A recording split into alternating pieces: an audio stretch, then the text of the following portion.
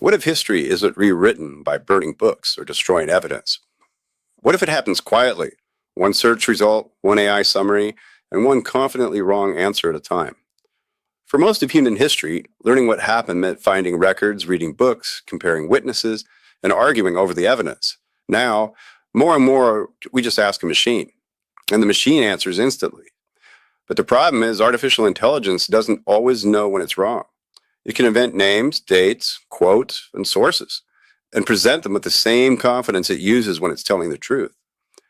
That may sound a little like a technical glitch, but think about what happens when people receive the distorted version of an event, repeat it online, and eventually feed it back into the information system.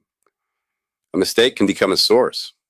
The source becomes a summary, and the summary becomes what everyone remembers. Then add synthetic photographs, cloned voices, fake videos, and fabricated documents. We're reaching a point where seeing something with your own eyes may no longer prove it happened. There are already serious efforts to attach digital credentials to media so people can trace who created it and how it was changed.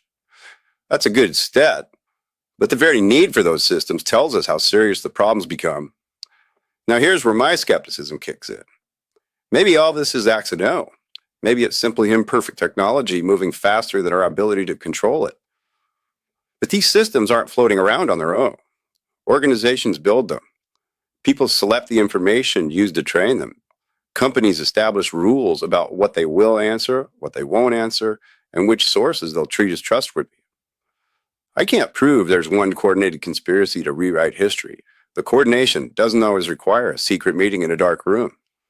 Sometimes powerful institutions simply share the same incentives: protect reputations, avoid liability, preserve influence, and promote the version of reality that benefits them.